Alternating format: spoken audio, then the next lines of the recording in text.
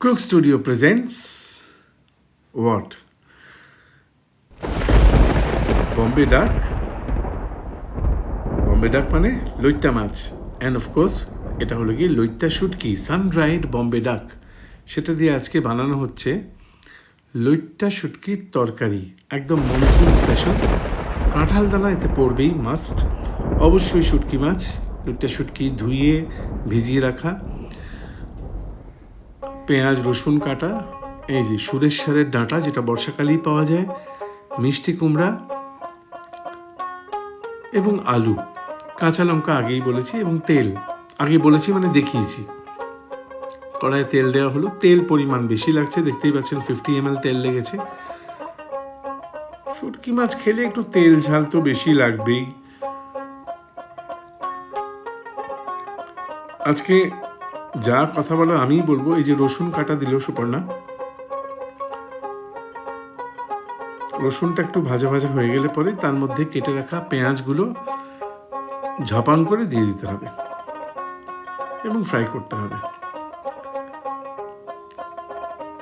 আমাদের 25 বছর হলো বিয়ে হয়েছে। 25 বছর আগে ও কিন্তু শুটকি মাছ খেত না, মানে জানতোই না।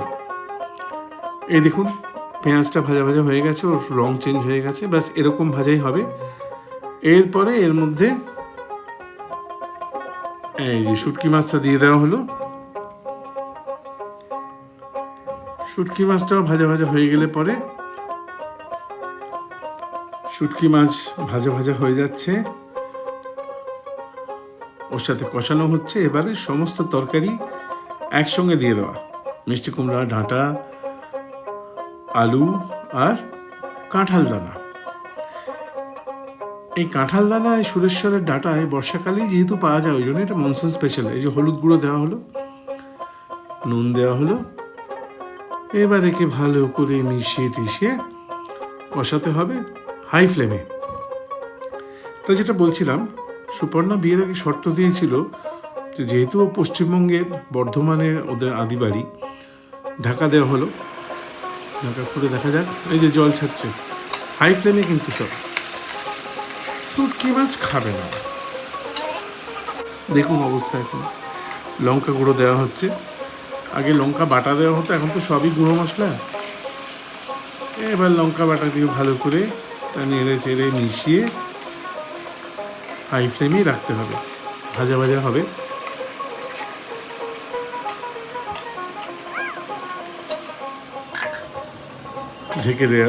ঢেকে দেওয়া হলো, ঢাকা খুলে এবার এই যে জল ছাড়ছে। তো সেই সুপর্ণা যে শুটকি মাছ ছুঁয়েও দেখতো না, নাম শুনলে তেলে বেগুনে জ্বলে উঠতো, সে এখন দেখুন কিরম তরিবত করে রান্না করছে। আর বলতে নেই, খায়ও সেরম রসিয়ে বসিয়ে। কাঁচা লঙ্কা বোটা ছাড়িয়ে দিয়ে দেওয়া হলো, যার যেমন রুচি যেমন স্বাদ সেই অনুযায়ী দেবেন। আমরা ঝাল বেশি খাই, তা আমরা সেই অনুযায়ী লঙ্কা গুঁড়ো এবং কাঁচা লঙ্কা দিয়েছি। ভাজা ভাজা হবে জিনিসটা।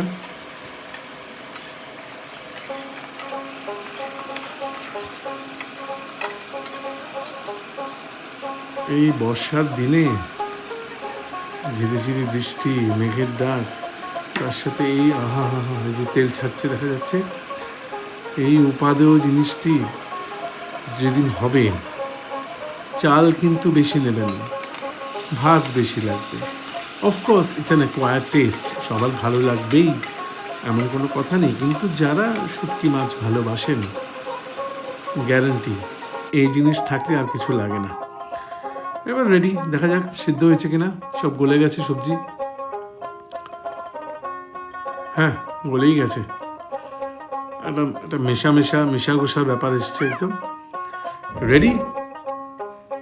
ওহ, এই গন্ধটা যা বেরোচ্ছে না, কি বলবো এখন।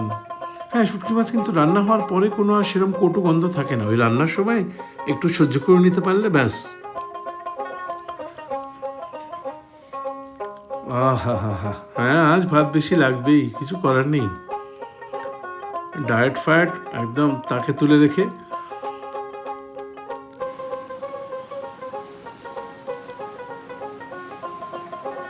এই বর্ষাকালে এই জিনিসগুলো পাওয়া যায়।